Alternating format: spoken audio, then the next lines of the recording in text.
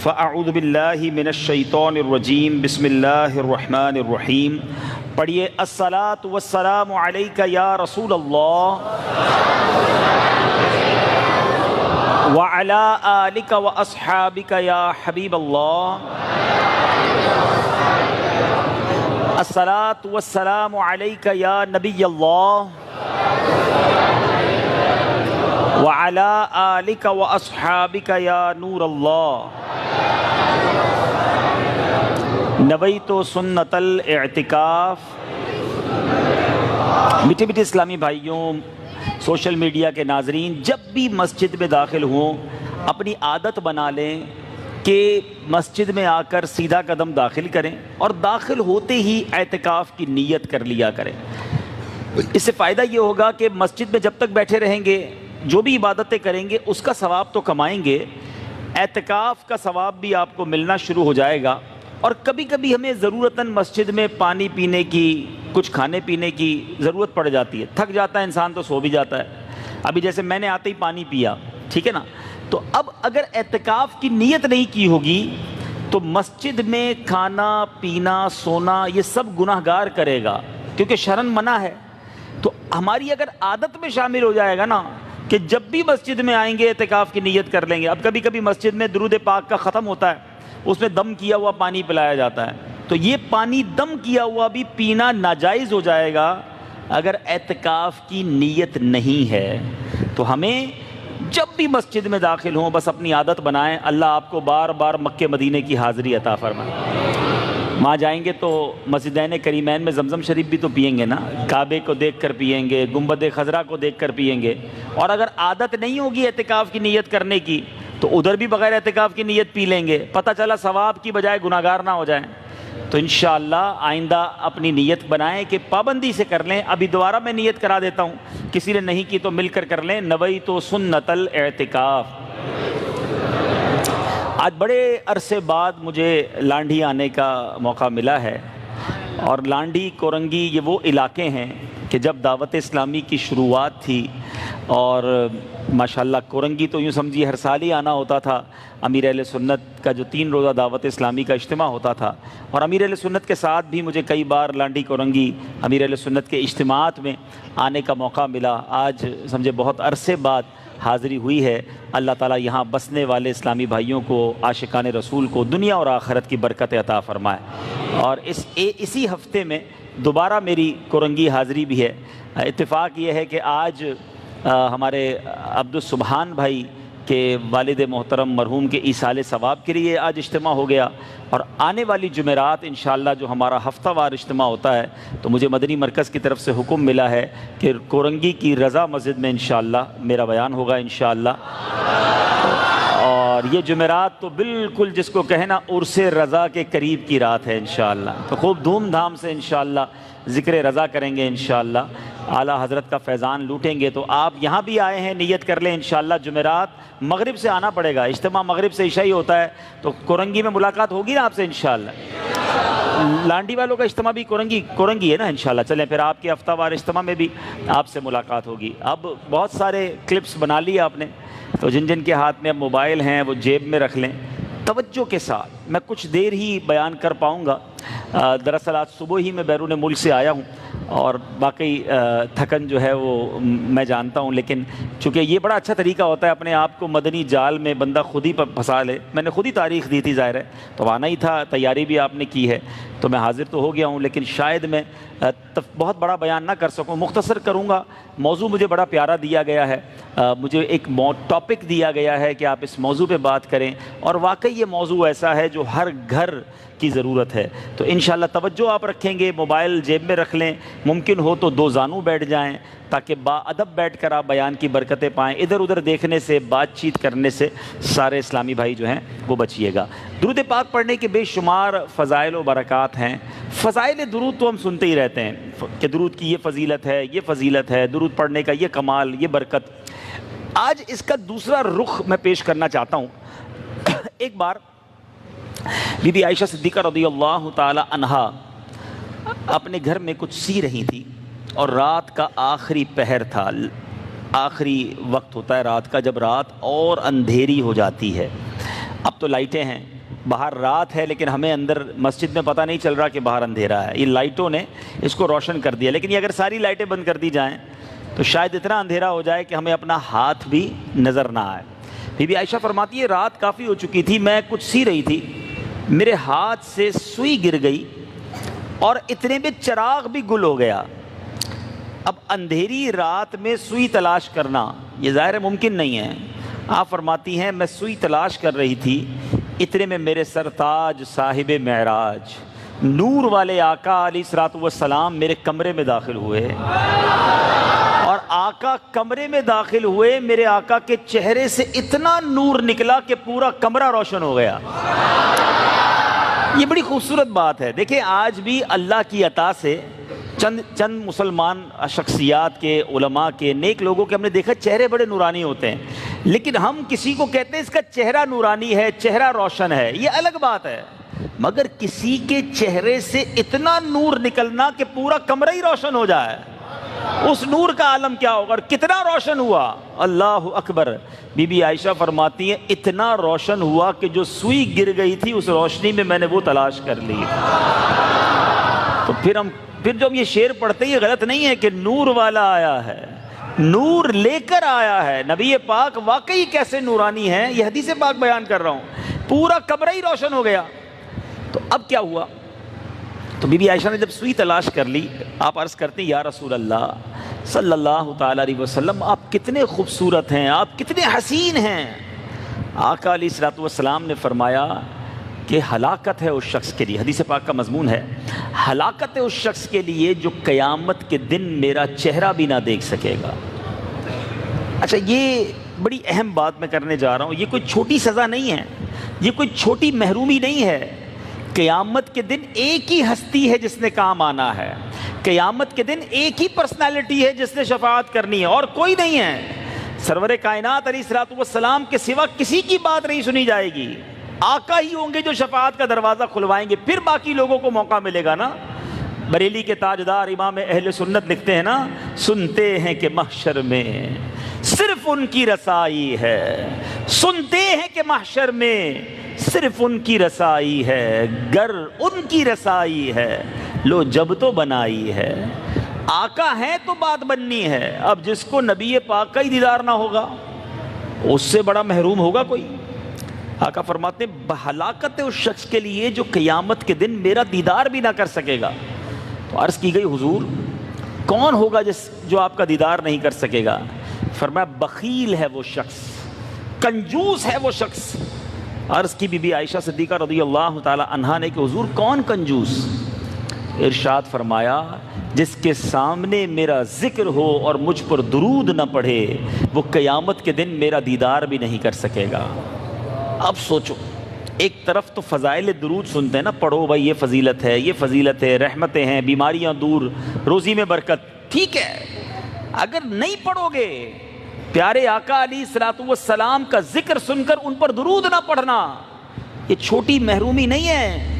قاضی عیاض نے شفا شریف میں امت پر نبی پاک علیہ الصلوۃ والسلام کے جو حقوق ہیں، ایک امتی ہونے کی حیثیت سے ہمیں جو حقوق پورے کرنے نبی پاک علیہ الصلوۃ والسلام کے، ان میں ایک حق یہ بھی لکھا کہ امتی ہونے کی حیثیت سے امتی پر لازم ہے کہ اپنے آقا علیہ الصلوۃ والسلام پر وہ درود پڑھتا رہے۔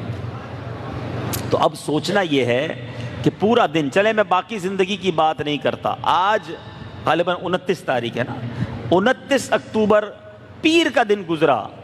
میں پوچھنا چاہتا ہوں کہ صبح سے لے کر رات تک، ابھی اجتماع سے پہلے کتنی بار میری اور آپ کی زبان نے درود پاک پڑھا؟ اپنے آپ سے پوچھئے، پورا دن گزر گیا، ہم نے کتنی بار اپنے آقا کا ذکر کیا؟ ایسا نہ کیجئے، یہ زبان اللہ نے اپنے اور اپنے حبیب علیہ الصلوۃ والسلام کے ذکر کے لیے ہمیں عطا کی، فضول باتوں کے لیے نہیں۔ گھنٹوں باتیں کرنے کا ٹائم ہے، پان کی دکان پر کھڑے ہو جائیں گے، آدھا ایک گھنٹہ نکل جائے، کوئی بات نہیں۔ ساری دنیا کی سیاست پر ہم سے گفتگو کروا لو، کون سی کرکٹ ٹیم کا کیا اسکور رہا یہ بھی ہم سے پوچھ لو، اتنی باتیں کرنے کا ٹائم ہے۔ مجھے بتاؤ ان فضول باتوں سے ملتا کیا ہے؟ ایک بار درود پڑھو 10 رحمتیں نازل ہو جاتی ہیں، 10 گناہ معاف ہو جاتے ہیں، 10 درجے بلند ہو جاتے ہیں، اتنی برکتیں۔ مگر زبان درود نہیں پڑھتی ہے۔ نہ کرو ایسا میرے میٹھے اسلامی بھائیوں۔ اور اب اگلا مہینہ تو سبحان اللہ میلاد کا مہینہ آ رہا ہے، درود پڑھنے کا مہینہ آ رہا ہے، تو اپنی زبان کو ذکر و درود سے تر رکھیں۔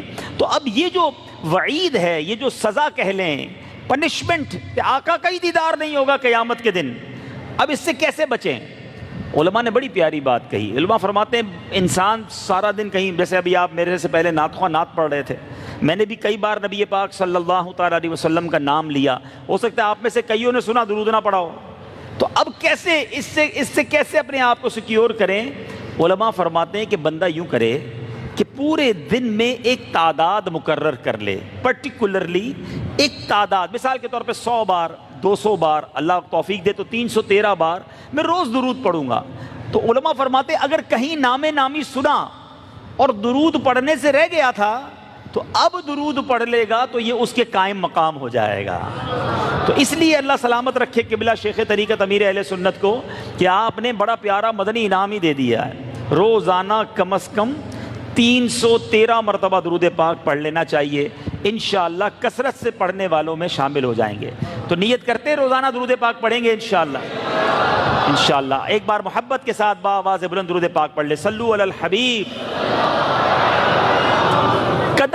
قدر کرو اس زبان کی، اتنی بڑی نعمت ہے، اتنی بڑی نعمت ہے۔ تھوڑی سی دیر میں ہم کچھ دنیا کی دولت نہیں کما سکتے، مگر اسی زبان کو تھوڑی سی حرکت دے کر ہم اخروی جنت کی بڑی بڑی نعمتیں کما سکتے ہیں۔ ذرا مل کر کہو سبحان اللہ۔ اتنے سارے بیٹھے ہیں آواز ہی نہیں نکالتے ہو، مل کر کہو سبحان اللہ۔ اب کہیے الحمدللہ، اب کہیے اللہ اکبر۔ میں جب شروع کیا تھا 10:32 تھے، یہ تینوں الفاظ پورے ہوئے 10:32 ہی ہیں، یعنی 1 منٹ بھی پورا نہیں ہوا۔ 1 منٹ سے کم وقت میں ہم نے یہ تینوں جملے ادا کر لیے، سبحان اللہ، الحمدللہ، اللہ اکبر۔ اب بھی 10:32 ہے، یعنی آدھی منٹ بھی نہیں ہوتی ہے۔ میں سکھانا سمجھانا چاہ رہا ہوں within seconds۔ اے لانڈھی میں رہنے والوں کتنے پیسے کما لیتے ہو آدھی منٹ میں؟ ایک 10,000 روپے، شاید کئیوں کی تو تنخواہ 10-15 ہزار روپے ہوگی۔ چلو میں پھر بھی کہتا ہوں شاید پہ بہت بڑے یہاں پر امیر و کبیر بھائی بیٹھے ہیں، بڑی فیکٹریاں ہیں آپ کی، دنیا میں امیر ترین آدمی بھی 30 سیکنڈ میں کتنے کما لیتا ہے؟ مگر میرے رب کے خزانے دیکھو، اللہ کی عطا دیکھو۔ ہم سارے مل جائیں نا، یہ جتنے بیٹھے ہیں اپنے سارے پیسے ملا لیں، ہم جنت میں ایک درخت نہیں خرید سکتے، مگر میرے نبی کے سچے وعدے ہیں، جو ایک بار سبحان اللہ کہے جنت میں درخت لگا دیا جاتا ہے، ایک بار الحمدللہ کہے جنت میں درخت لگا دیا جاتا ہے، ایک بار اللہ اکبر کہے جنت میں درخت لگ جاتا ہے۔ ہم کیوں نہیں کرتے اللہ کا ذکر؟ کیوں فضول باتوں میں؟ ارے رکھو تسبیح جیب میں، جدھر موقع ملا میں اللہ کی سبحان اللہ کی ایک تسبیح پڑھ لوں، الحمدللہ ایک بار تسبیح پڑھ لوں، درود پاک پڑھ لوں۔ فضول باتیں، اس کی غیبت، اس کی چغلی، اس سے لڑائی، اس کی برائی نہ کرو۔ یہی زبان جنت کے اعلیٰ درجوں تک آپ کو پہنچا سکتی ہے، اور اسی زبان کا فضول استعمال، غلط استعمال جہنم کے گہرے گھڑوں میں پہنچا سکتا ہے۔ اب آپ کے اوپر ہے آپ اس زبان کو کیسے استعمال کرتے ہیں۔ پنجابی شاعر نے بڑی پیاری بات کہی ہے، وہ لکھتے ہیں، دل یاد لئی بنایا اے تعریف لئی زبان، دل یاد لئی بنایا اے تعریف لئی زبان، اکھیاں بنائیاں سونے دے دیدار واسطے، اکھیاں بنائیاں سونے دے دیدار۔ کن کاموں میں آنکھیں استعمال کر رہے ہیں، کن کاموں میں زبان استعمال کر رہے ہیں، کن کاموں میں کان استعمال کر رہے ہیں؟ سوچیں، اللہ نے گناہ کرنے کے لیے تھوڑی دیے یہ آزاد، رحمت ہے، نعمت ہے، اس زبان سے کمائی جاؤ، روزانہ ڈھیروں ڈھیر نیکیاں۔ ہمارے اسلاف دیکھیں، ہم لوگوں کو وقت کی قدر نہیں ہے، بزرگوں کو کیسی قدر تھی۔ حضرت جنید بغدادی رحمۃ اللہ تعالی علیہ کے بارے میں آتا ہے، آپ اتنا اللہ کا ذکر کرتے، اتنا اللہ کا ذکر کرتے کہ ایک بار نائی کی دکان پر گئے، مونچھیں کٹوانے کے لیے، بال کٹوائے ہوں گے، نائی نے کہا حضور اب مونچھیں کاٹنے کا وقت ہے، تھوڑی دیر خاموش ہو جائیں، آپ ذکر اللہ کر رہے ہیں نا تو ہونٹ ہل رہے ہیں، میں مونچھیں کاٹوں گا تو کٹ لگ جائے گا۔ سیدنا جنید بغدادی کہتے ہیں تم اپنا کام کرو، کٹ لگتا ہے تو لگ جائے، میں اللہ کا ذکر نہیں چھوڑ سکتا۔ اتنی دیر کے لیے بھی وہ خاموش نہیں رہتے تھے، خاموش ہم بھی نہیں رہتے، کئی ایسے ہیں اتنا بولتے ہیں کہ بندہ کہے یار اس کو خاموش کیسے کرائیں گے، لیکن فضول باتیں ہیں۔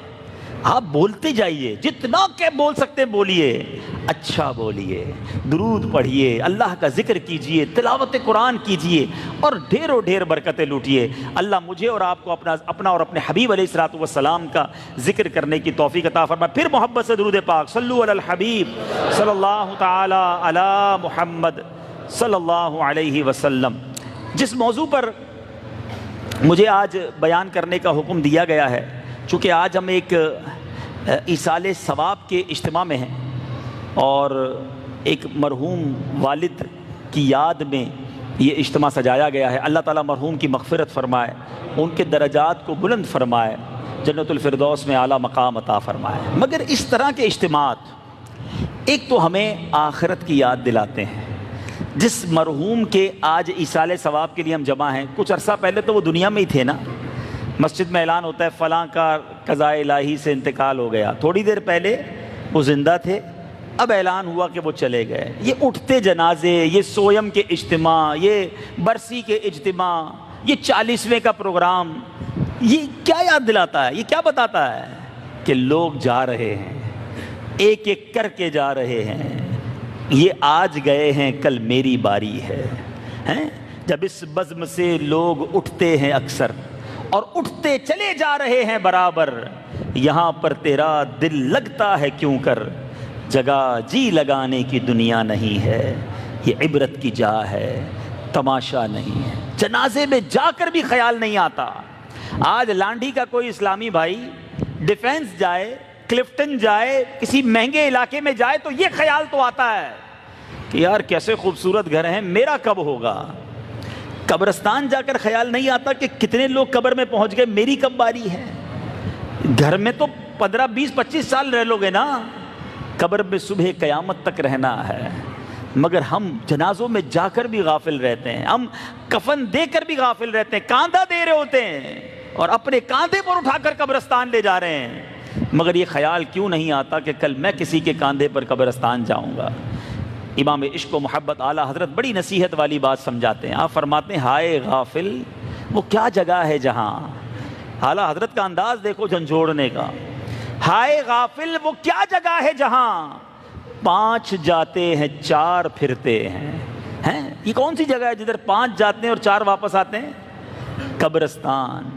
4 کاندھے پر اٹھاتے ہیں، ایک جنازے کو لے کے جاتے ہیں، ایک کو چھوڑ دیتے ہیں، 4 واپس آتے ہیں اور وہ اکیلا ہو جاتا ہے۔ مگر ہم ایسے اجتماعات میں آ کر بھی اپنی موت سے غافل ہیں۔ اللہ مجھے اور آپ کو آخرت کی تیاری کرنے کی توفیق عطا فرمائے۔ اور چونکہ مرحوم والد ہمارے بھائی کے ان کا ایصال ثواب کا اجتماع، انہوں نے مجھے حکم دیا کہ کچھ حقوق والدین پر بات کی جائے۔ اللہ تبارک و تعالیٰ کی یہ اتنی بڑی عطا ہے، خوش نصیب ہیں وہ جن کے ماں باپ حیات ہیں۔ خدا کی قسم یہ اتنی بڑی نعمت ہے کہ جس کا جتنا شکر ادا کیا جائے کم ہے۔ آج میں چند واقعات آپ کو سنانا چاہتا ہوں پیارے آقا علیہ الصلوۃ والسلام کے، صحابہ کرام کے اور بڑے بڑے بزرگان دین کے، جن کا آج ہم نام سنتے ہیں، مگر انہوں نے اپنے والدین کی خدمت کیسی کی، انہوں نے اپنے والدین کا ادب کیسے کیا، انہوں نے اپنے والدین کے ساتھ برتاؤ کیسے کیا۔ پیارے آقا علیہ الصلوۃ والسلام کی بالکل ہی یوں سمجھیے کہ چھوٹی عمر میں والدہ کا انتقال ہو گیا، والد محترم تو دنیا میں تشریف لانے سے پہلے ہی تشریف لے جا چکے، تو پیارے آقا نے تو یوں سمجھیے کہ ایک بچپن ہی سے یہ جو محبت تھی، یہ شفقت تھی، اس کو نہ پایا۔ اب بی بی حلیمہ سعدیہ رضی اللہ تعالی عنہا وہ ہستی ہیں کہ جنہوں نے نبی پاک علیہ الصلوۃ والسلام کو دودھ پلایا، پیارے آقا کی گویا پرورش میں اپنا حصہ ملایا۔ تو ایک بار حضرت ابو طفیل رضی اللہ تعالیٰ عنہ فرماتے ہیں کہ میں نے نبی کریم علیہ الصلوۃ والسلام کو دیکھا کہ آپ جعرانہ کے مقام پر گوشت تقسیم کر رہے تھے۔ اتنے میں وہ فرماتے میں چھوٹا تھا، اونٹ کی ہڈی اٹھائے ہوئے تھا، تو ایک عورت تشریف لائی، نبی پاک علیہ الصلوۃ والسلام کے قریب پہنچی تو آقا علیہ الصلوۃ والسلام نے اپنی مبارک چادر بچھا دی. صحابہ کرام موجود ہیں, لوگ گوشت لے رہے ہیں, اور آقا نے اپنی چادر بچھائی, وہ بیٹھ گئیں. جب وہ چلی گئیں تو میں نے پوچھا کہ یہ کون تھیں؟ تو صحابہ کرام علیہ رضوان نے فرمایا کہ یہ میرے آقا علیہ الصلوۃ والسلام کی رضاعی ماں حضرت حلیمہ سعدیہ رضی اللہ تعالیٰ عنہا تھی. یعنی آقا نے دودھ کب پیا ہوگا؟ 2 سال کی عمر تک, ہیں 2-2.5 سال کی عمر تک ہی یہ سارا معاملہ ہوتا ہے نا. اور اب اعلان نبوت کے بعد صحابہ کرام کو گویا اب تقسیم فرما رہے ہیں, ایک مقام مل چکا ہے, نبوت کا اعلان ہو چکا ہے. مگر جس نے بچپن میں شفقت کی تھی, جب وہ آتی ہیں تو آقا کھڑے ہو کر اپنی چادر بچھا رہے ہیں, اپنی چادر پر بٹھا رہے ہیں. اللہ اکبر. اسی طرح نبی پاک علیہ الصلوۃ والسلام کی والدہ حضرت ام ایمن رضی اللہ تعالی عنہا, حضرت پیارے آقا علیہ الصلوۃ والسلام کی والدہ بی بی آمنہ رضی اللہ تعالی عنہا کی دوست, آپ کی ساتھی, آپ کے ساتھ رہنے والی ام ایمن رضی اللہ تعالی عنہا. صحابہ کرام علیہ رضوان کا انداز کیا تھا کہ ایک بار صدیق اکبر رضی اللہ تعالیٰ عنہ نے حضرت عمر سے کہا کہ چلو ہم ام ایمن کی طرف چلتے ہیں, ان کی زیارت کرتے ہیں, جیسا کہ رسول اللہ صلی اللہ علیہ وسلم ان سے ملاقات کے لیے جایا کرتے تھے. آقا حضرت ام ایمن کے پاس جایا کرتے تھے اپنی والدہ کی, چونکہ وہ دوست تھیں, نبی پاک کی والدہ کی گویا کنیز رہیں, ساتھ دیا. اب نبی پاک والدہ کو تو نہ دیکھ سکتے تھے تو ام ایمن کی زیارت کو جایا کرتے, ان کے پاس جایا کرتے تھے. اے میرے میٹھے اسلامی بھائیو, یہ تو میں نے آپ کو ایک انداز شہنشاہ کون و مکان نبی آخر الزماں صلی اللہ تعالیٰ علیہ وسلم کا بیان کیا. اب پیارے آقا علیہ الصلوۃ والسلام کے ایک زبردست ساتھی حضرت ابو ہریرہ رضی اللہ تعالیٰ عنہ, آپ وہ صحابی ہیں جن سے سب سے زیادہ حدیثیں مروی ہیں. تمام صحابہ میں سب سے زیادہ حدیثیں جنہوں نے روایت کی وہ حضرت ابو ہریرہ رضی اللہ تعالیٰ عنہ ہیں. اچھا, یہ بہت کلوز تھے, نبی پاک کے بڑے قریب تھے, مگر ان کا معاملہ یہ تھا کہ ان کی والدہ وہ ایمان نہ لائیں. یہ ایمان لے آئے, والدہ ایمان نہ لائیں, پرانے مذہب پر ہی قائم تھی. یہ اپنی والدہ سے بڑی محبت کرتے تھے, اپنی ماں کی خدمت بھی بہت کرتے تھے, اور پیارے آقا علیہ الصلوۃ والسلام پر بھی فدا تھے. ماں سے کہتے رہتے ماں ایمان قبول کر لو, ماں اسلام قبول کر لو, بڑا اچھا مذہب ہے.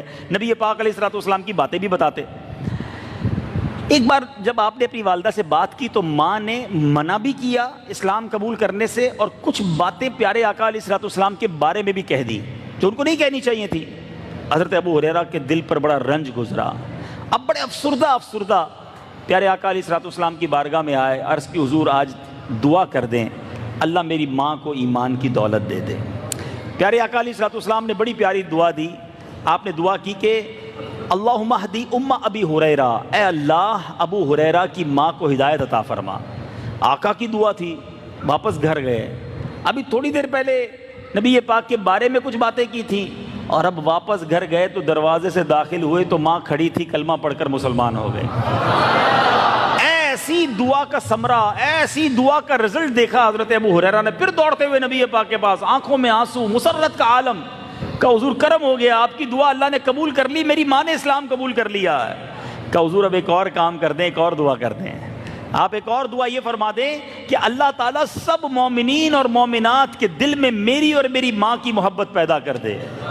اللہ کے حبیب علیہ الصلوۃ والسلام نے دعا کی کہ پیارے آقا علیہ الصلوۃ والسلام نے دعا کر دی کہ اللہ تمام مومنین کے دل میں حضرت ابو ہریرہ اور ان کی والدہ کی محبت پیدا کر دے. خود حضرت ابو ہریرہ فرماتے ہیں کہ جب بھی نبی پاک علیہ الصلوۃ والسلام کا یہ فرمان میں کسی کو سناتا تھا, ان لوگوں کے دلوں میں میری اور میری ماں کی محبت پیدا ہو جاتی تھی. یہ انداز دیکھیے ماں سے پیار کا. ایک بار حضرت ابو ہریرہ وہ ہیں کہ میرا موضوع کہیں اور نکل جائے گا, بڑا عشق والا ان کا واقعہ ہے. یہ ابو ہریرہ رضی اللہ تعالیٰ عنہ اصحاب صفہ میں شامل تھے, اور اللہ آپ کو بار بار مدینے کی حاضری عطا فرمائے.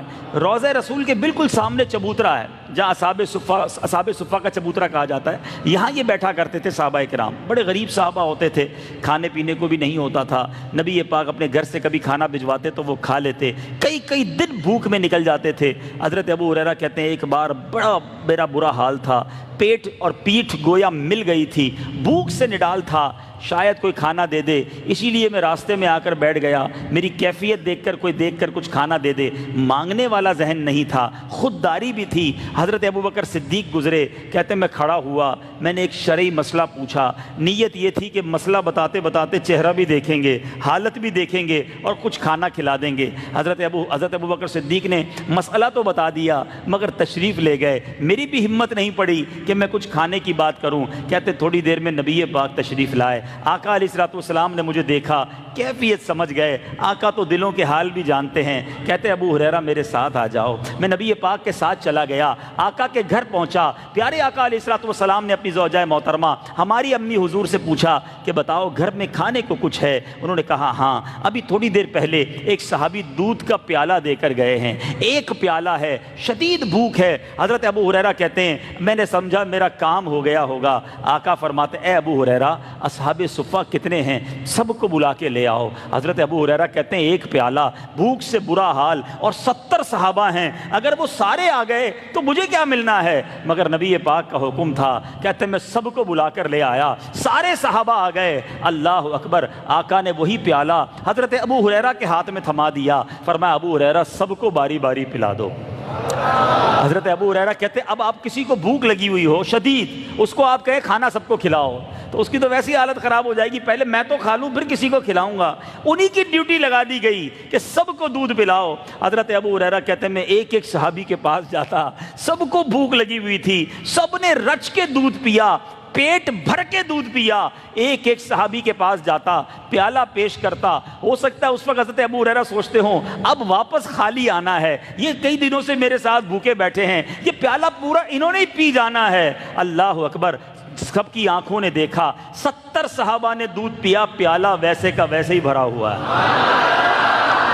اچھا، اب حضرت ابو ہریرہ کہتے میں جب آخری سب کو پلا بیٹھا، اب آقا کے پاس آیا اور کہا حضور اب میں رہ گیا ہوں اور آپ رہ گئے ہیں، بلکہ نبی پاک علیہ السلام نے فرمایا ابو ہریرہ اب تم رہ گئے ہو اور میں رہ گیا ہوں، پیو ابو ہریرہ۔ کہتے ہیں اب میں نے بسم اللہ شریف پڑھی، پنجابی وچ کہتے ہیں رچ کے، کہتے ہیں میں نے بالکل زبردست طریقے سے دودھ پیا پیٹ بھر کے، جب پی لیا پیالہ ویسے ہی بھرا ہوا، آقا نے فرمایا ابو ہریرہ اور پیو۔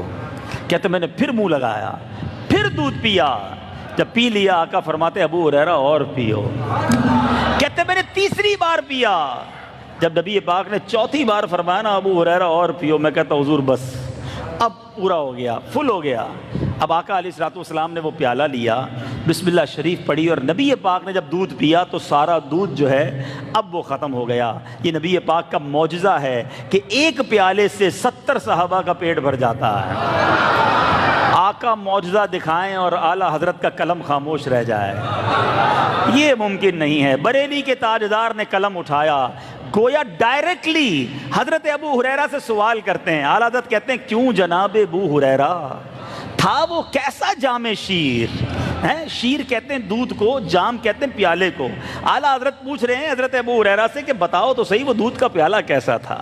کیوں جناب ابو ہریرہ، تھا وہ کیسا جام شیر جس سے 70 صاحبوں کا دودھ سے منہ پھر گیا۔ اللہ اکبر، اے میرے بیٹھے اسلامی بھائیوں، سمجھانا مقصود اب یہ ہے اصحاب صفہ میرے آقا کے قریبی صحابی ہیں، مگر بھوک سے کئی کئی دن بیتاب رہتے۔ اے لانڈھی میں رہنے والوں، کبھی کھانا پینا کم ہو جائے، کبھی پیسے کم ہو جائیں، کبھی نقصان ہو جائے، کبھی تنگی ہو، شکوہ نہ کرنا، یہ آقا کے ساتھی ہیں، جنتی ہیں، مگر یہ بھوکے رہا کرتے۔ ہم میں سے بہت تھوڑے ایسے ہوں گے جن کو پیٹ بھر کر کھانا نہ ملتا ہو، لیکن اگر زندگی میں کبھی ایسا دن آ جائے اپنی پسند کا کھانا نہ ملے، بد نصیب ہیں وہ لوگ جو ماں سے لڑتے ہیں پسند کا کھانا نہیں بنایا، کھانا گرم نہیں ہے، دوپہر کا کھانا ہی مجھے رات کو کھلا رہی ہو۔ ارے کبھی سوچا آج تمہیں ماں دوپہر کا کھانا رات کو کھلا رہی ہے، خود کیا کھایا ہے؟ ایک دوست نے اپنے دوست سے پوچھا بتاؤ تو صحیح تمہاری ماں کی پسندیدہ ڈش کون سی ہے،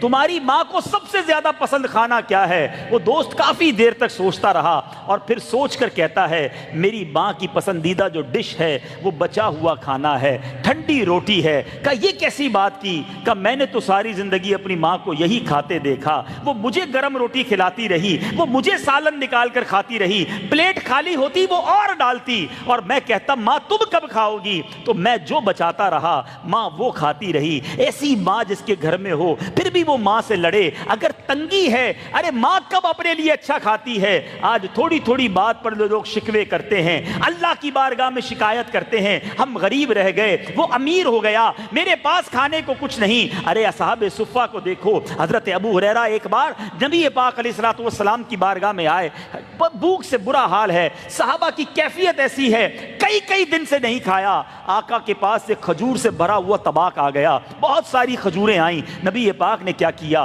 صحابہ بہت سارے تھے، سب کو 2 کھجوریں دی، فقط 2 کھجوریں ہیں۔ افطار کے وقت آپ کو کوئی کہے کہ جناب یہ 2 کھجوریں کھانا نہیں ملے گا اس کے بعد، کیا حال ہوگا؟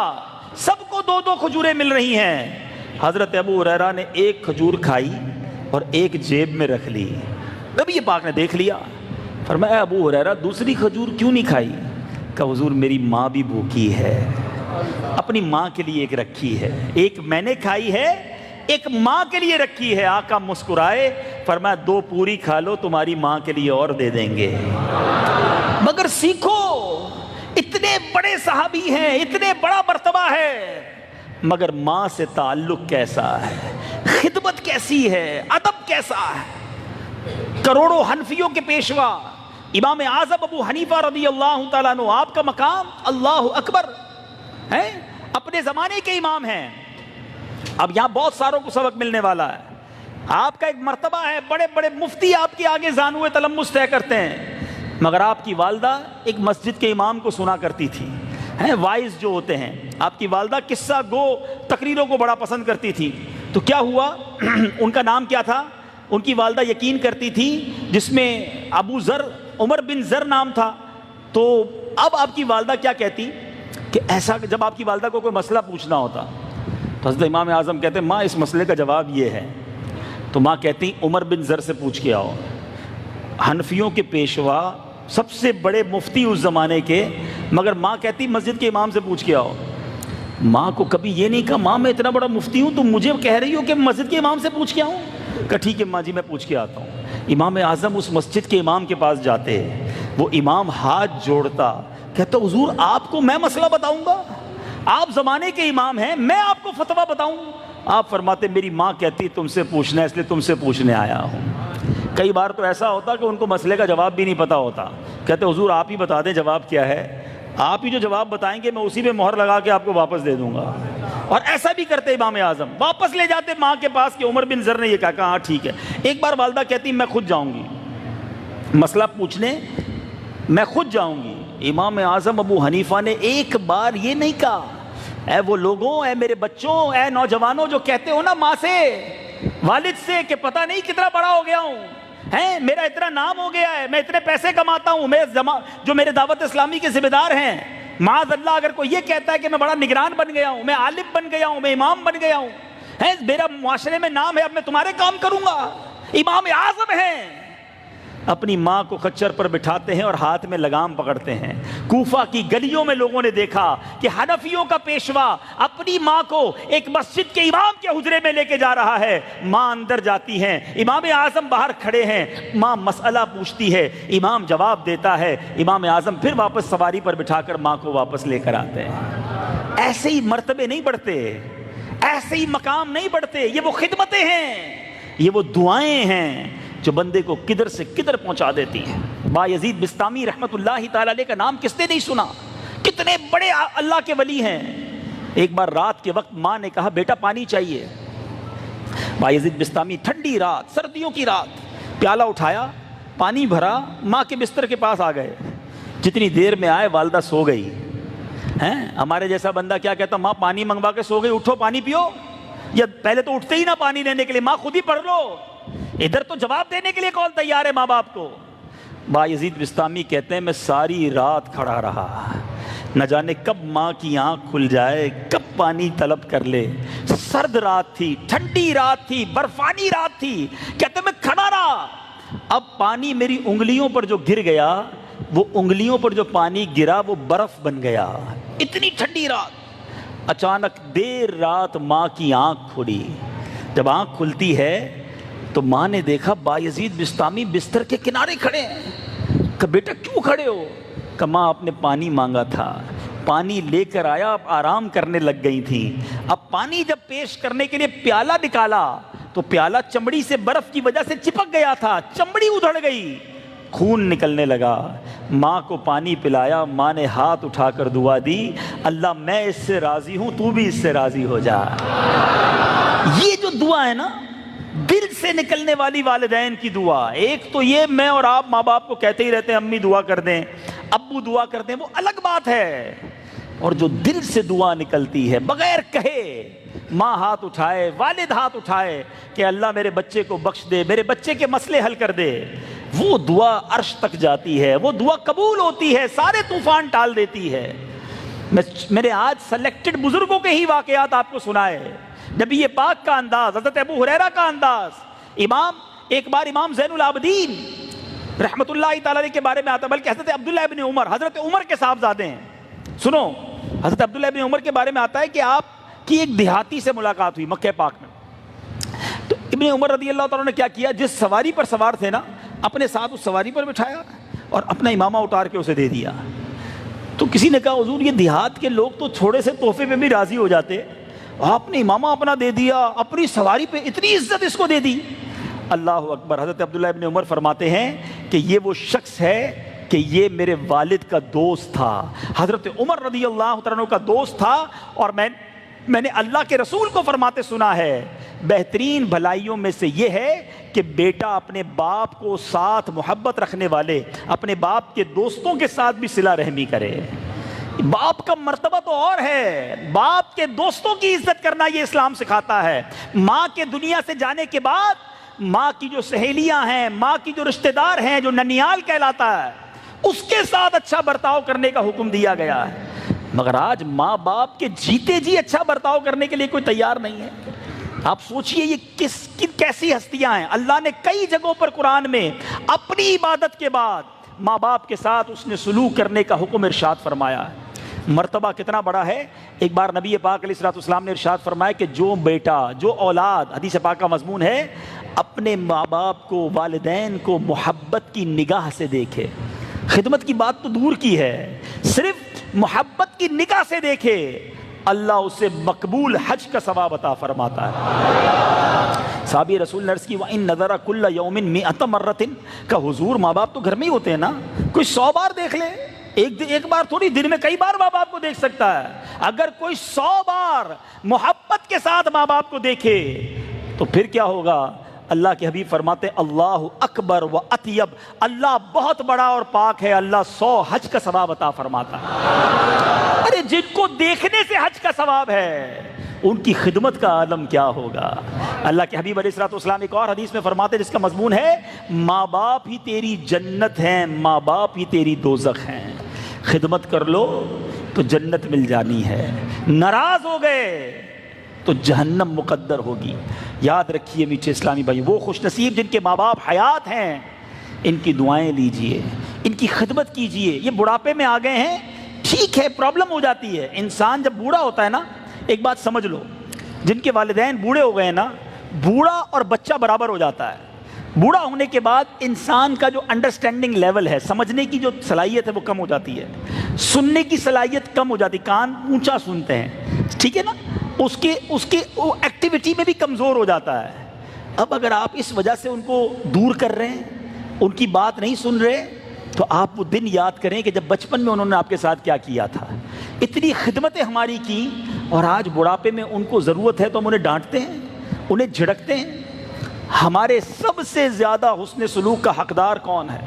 ایک بار نبی پاک علیہ الصلوۃ والسلام سے سوال ہوا کہ حضور میرے سب سے زیادہ حسن سلوک کا حقدار کون ہے؟ اللہ کے حبیب نے فرمایا تیری ماں۔ کہ حضور پھر؟ فرمایا تیری ماں۔ آقا اس کے بعد؟ فرمایا تیری ماں۔ حضور اس کے بعد فرمایا تیرا والد، یعنی سب سے زیادہ حق تو ماں کا ہے، والد کا ہے، رشتہ داروں کا ہے، فیملی کا ہے، یہ دوستوں کی باری تو بعد میں آئے گی۔ مگر آج آدھی رات کو دوست فون کرے کہ بھائی اسکوٹر خراب ہو گئی ہے، فلاں جگہ پرابلم ہو گئی ہے، ارے بھائی جان حاضر، آدھی رات کو پہنچ جائیں گے۔ ماں بیچاری 11 بجے رات کو کہے کہ بیٹا پانی پلا دو، تو ماں خود پی لو نا۔ رات باپ اٹھ کے کہے کہ بیٹا طبیعت ٹھیک نہیں لگ رہی، ڈاکٹر کے پاس لے جاؤ، تو بچہ کہتا ہے ابو صبح چلیں گے، ابھی آرام کرنے دو، ابھی کون ملے گا۔ رات پنچر لگانے کے لیے دوست کے تمہارے پاس ٹائم تھا، تمہارے والد نے تمہیں رات ایک بار کوئی خدمت کا کہا، تم نے منع کر دیا، وہ دن بھول گئے۔ بلکہ جو اب خود والد بنے ہوں گے میری بات اور سمجھیں گے، آپ کا بچہ کتنی بار رات کو اٹھاتا ہے آپ کو، ہیں کتنی بار آپ اپنے بچے کے لیے، آپ کی وائف اٹھتی ہوگی یا آپ اٹھتے ہوں گے، ہیں بچہ بیمار ہو جائے تو رات لے کر فوراً ایمرجنسی میں بھاگتے ہیں۔ تمہارے پاس اپنے بچے کے لیے ٹائم ہے، اپنے والد کے لیے ٹائم نہیں۔ اور یہی والد نے جب تم بچے تھے یہ سارے کام تمہارے ساتھ کیے۔ آج تو سہولیات ہو گئی ہیں، پہلے تو اتنی سہولتیں بھی نہیں تھی، کتنی تکلیفیں اپنے والد نے، ہماری ماں نے ہمارے لیے اٹھائی ہوں گی۔ اس کو اس طرح سمجھو کہ ایک بار ایک بیٹے سے اس کی ماں نے، بوڑھی ماں نے کہا کہ بیٹا مجھے کچھ آواز آ رہی ہے، کچھ سنائی دے رہا ہے۔ تو بیٹے نے کہا نہیں امی کچھ بھی آواز تو نہیں آ رہی۔ تھوڑی دیر بعد ماں نے پھر کہا بیٹا مجھے آواز آ رہی ہے۔ کہا ماں نہیں آواز نہیں آ رہی ہے۔ تیسری تھوڑی دیر بعد ماں نے پھر کہا بیٹا کچھ آواز آ رہی ہے۔ کہا ماں کمال ہو گیا، تمہارے کان بج رہے ہیں، میں کہہ رہا ہوں آواز نہیں آ رہی، بار بار کہیں جا رہی ہو۔ اب ماں مسکرائی، کہا بیٹا وہ سامنے صندوق کے اندر ایک کتاب پڑی ہے، ذرا نکالنا۔ بیٹے نے وہ بک نکالی، پرانی کتاب تھی۔ ماں نے اس کتاب کو کھولا، اس میں تصویریں بنی ہوئی تھی، ایسے ہوتا نا الف سے انار، بے سے بیگ، کوئی بلہ، اس طرح کی تصویریں بنی ہوئی تھی۔ ماں نے کہا بیٹا یہ جب تو چھوٹا تھا نا تو مجھے ایک ایک تصویر دکھا کر 70 بار پوچھتا تھا امی یہ کیا ہے، امی یہ کیا ہے، امی یہ کیا ہے۔ میں تجھے ہر بار بتاتی تھی بیٹا یہ ہے، اور تیرا منہ بھی چومتی تھی۔ میں تجھے 70 بار ایک بات کا جواب دیتی تھی، مجھے برا نہیں لگتا تھا۔ آج میں نے 3 بار پوچھ لیا تو تجھے برا لگ گیا ہے۔ سوچو آپ ہم کیا کرنے جا رہے ہیں، ہم اپنی آخرت برباد کرنے جا رہے ہیں۔ یہ وہ ہستیاں ہیں، نصیب ہے اس والد کا، اس بچے کا کہ جس کے پیسے ماں باپ پر خرچ ہو جائیں۔ آج بچہ کہتا ہے میرے ہیں، میں نے کمائے ہیں، آپ کو کیوں دوں۔ ارے بھول گئے وہ دن جس نے انگلی پکڑ کر جس باپ نے چلنا سکھایا، جس نے اپنے ہاتھوں سے ہمیں نوالے کھلائے۔ ہمیں تو کپڑے پہننا بھی نہیں آتے تھے، جنہوں نے کپڑے پہنائے، اپنے پیٹ کاٹ کاٹ کر ہمارے شوق پورے کیے۔ ہمیں نہیں بتایا ہوگا ہمارے ماں باپ نے کہ جب ہم نے مہنگا کھلونا مانگا ہوگا تو والد نے اپنی کوئی چیز کم کر دی ہوگی، ایک دن کچھ فروٹ نہیں لائے ہوں گے، اپنی پسند کا کوئی لباس نہیں سلوایا ہوگا، اور ہمیں وہ مہنگا کھلونا دلایا ہوگا کہ بچہ خوش ہو جائے۔ اور آج والد کو ضرورت ہے تو تم کہتے ہو میرے پیسے ہیں، یہ میری چیز ہے۔ اللہ کی بندو یہ وہ شخصیات ہیں، پوچھو ان سے جن کے ماں باپ چلے گئے، جن کی ماں چلی گئی، جن کے والد چلے گئے، پوچھو ان سے۔ آج یہ ہیں تو ان کی خدمت کر لو، بعد میں تو تڑپ یاد ہی رہ جاتی ہے کہ یہ بھی خدمت کر لیتا، یہ بھی دعائیں لے لیتا۔ ان کا دل نہ دکھانا، ان کی دعائیں لیں، اتنی خدمت کرو کہ دل سے دعا نکلے۔ بعض اوقات اونچا سنتے ہیں، بعض اوقات سمجھ نہیں آتی ہے، کوئی بات نہیں، آپ ان سے پیار سے بات کریں، محبت سے بات کریں۔ باپ کی تمنا ہوتی ہے کہ بیٹا کچھ دیر میرے پاس بیٹھے۔ آج باپ کے پاس بھی جاتے ہیں تو موبائل ہاتھ میں ہے، ماں کے پاس بھی بیٹھے ہیں تو موبائل پہ بیٹھے ہیں۔ ایسا نہ کریں، ان کو ٹائم دیں، ان کو محبت سے ملیں۔ آپ ایک بار محبت سے دیکھیں حج کا ثواب آپ کما رہے ہیں، پھر کیوں ایسا کرتے ہیں؟ میں 2 باتیں کر کے اپنے بیان کو اختتام کرتا ہوں۔ دعا کدھر پہنچاتی ہے، اور اگر خدا نہ خواستہ ان کی بد دعا لگ جائے، ان کی ہائے لگ جائے تو بندہ برباد کیسے ہوتا ہے۔ حضرت موسیٰ علیہ السلام کا واقعہ کئی بار آپ نے سنا ہوگا، میں مختصر ہی سنا دیتا ہوں۔ آپ نے اللہ تبارک و تعالیٰ کی بارگاہ میں عرض کی مولا میرا جنت میں پڑوسی کون ہے؟ حضرت موسیٰ کا مقام یاد رکھیے گا، آپ کلیم اللہ ہیں، اللہ سے بات کرنے والے اولو العزم رسولوں میں شمار ہوتا ہے، اتنا بڑا مقام۔ اللہ نے فرمایا ہے موسیٰ فلاں علاقے کا کسائی تیرا جنت میں پڑوسی ہے۔ حضرت موسیٰ علیہ السلام حیران، جنت میں میرا پڑوسی کسائی؟ ڈھونڈتے ڈھونڈتے گھر پہ پہنچے، طویل واقعہ ہے، ان کے والدین کا وہاں انتقال ہوا۔ آپ نے حضرت موسیٰ نے اس کسائی سے پوچھا کہ بتاؤ تمہارے ماں باپ کوئی تمہارے لیے دعا کرتے تھے؟ کہاں میں اپنے ماں باپ کو اپنے ہاتھ سے نوالے نرم کر کر کے کھلایا کرتا تھا. جب بھی کھانا کھلاتا میرے ماں باپ دعا کرتے یا اللہ ہمارے بچے کو حضرت موسیٰ کا جنت میں پڑوسی بنا دینا.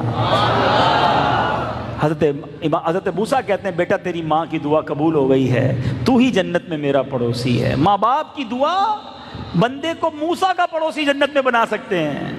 اور ماں بددعا دے دے, والد کے دل سے ہائے نکل جائے تو بربادی مقدر ہوتی. یاد رکھیں بہت سارے گناہ ایسے ہیں جس کی سزا قیامت کے بعد, قیامت کے دن یا آخرت میں ملنی ہے, لیکن ماں باپ کو ستانا یہ ایسا گناہ ہے کہ جس کی سزا دنیا میں بھی دکھائی جاتی ہے. میں آپ کو ایک پریکٹیکل بتاتا ہوں. آپ کو جب بھی کوئی ایسا بچے ملے نا کہ اپنے باپ کا بڑا ادب کر رہے ہیں, ہاتھ چوم رہے ہیں, ابو جان محبت سے مل رہے ہیں, آپ اس والد کو پکڑ لینا تو لگتا ہے آپ نے بھی اپنے والدین کی بڑی عزت کی ہے. وہ آپ کو کہے گا ہاں میں نے بھی اپنے والدین کی عزت کی. جو والدین کی اپنی عزت کرتا ہے اس کی آنے والی نسلیں اس کی عزت کرتی ہے. جس نے اپنے ماں باپ کو ستایا وہ آخرت میں تو عذاب جو بھی اٹھائے گا زندگی میں وہ اپنے بچوں میں بھی دیکھتا ہے. اس کے بچے بھی اس کے نافرمان ہو جاتے ہیں. اگر آپ چاہتے ہیں کہ آپ کی آنے والی نسلیں آپ کی فرما بردار بنے, آپ اپنے والدین کی عزت کریں. بلکہ گھر میں ایک پریکٹیکل کریں, جن کے بچے بھی ہیں اور والد بھی ہیں وہ ان بچوں کے سامنے اپنے والد کا ہاتھ چومیں, اپنی ماں کا ہاتھ چومیں. وہ آئیں تو کھڑے ہو جائیں, ادب سے بٹھائیں. یہ پریکٹیکل ٹریننگ ہے بچوں کی کہ ہمارا والد اتنا بڑا ہو کر اپنے والد کی اتنی عزت کرتا ہے تو ہمیں بھی اپنے والد کی کتنی عزت کرنی ہے. اور جو معاذ اللہ اپنے بچوں کے سامنے اپنے ماں باپ کو ڈانٹ رہے ہوتے ہیں, اپنے ماں باپ سے لڑ رہے ہوتے ہیں, اونچی آواز میں بات کرتے ہیں, یہ گویا بچے کی ٹریننگ کر رہے ہیں کہ بیٹا بڑا ہو کے تو نے بھی ایسے ہی کرنا ہے میرے ساتھ.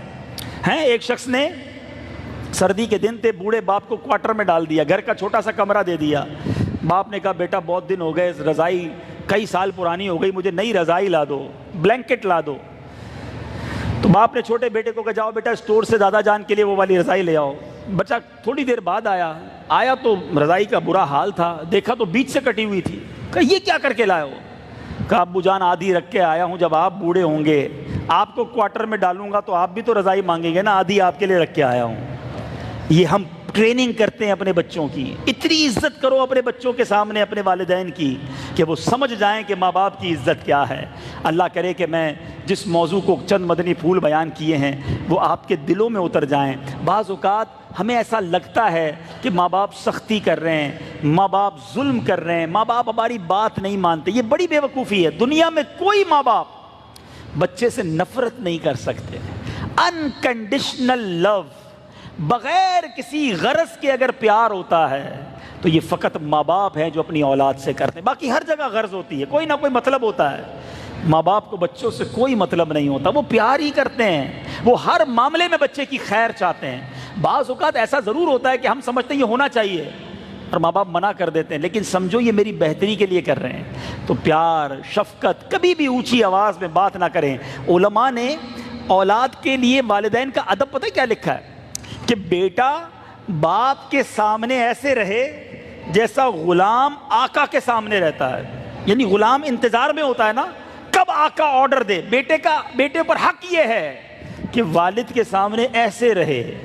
مگر آج حال یہ ہے کہ بوڑھا والد بیٹے کے آگے غلام بنا ہوا ہوتا ہے. بیٹا میرا کام کر دے, بیٹا میرا یہ سامان لے آ, بیٹا نہیں ابو ٹائم نہیں ہے, آپ ہی بیٹھ جاؤ, ابھی وقت نہیں ہے میرے پاس, دوستوں میں جانا ہے.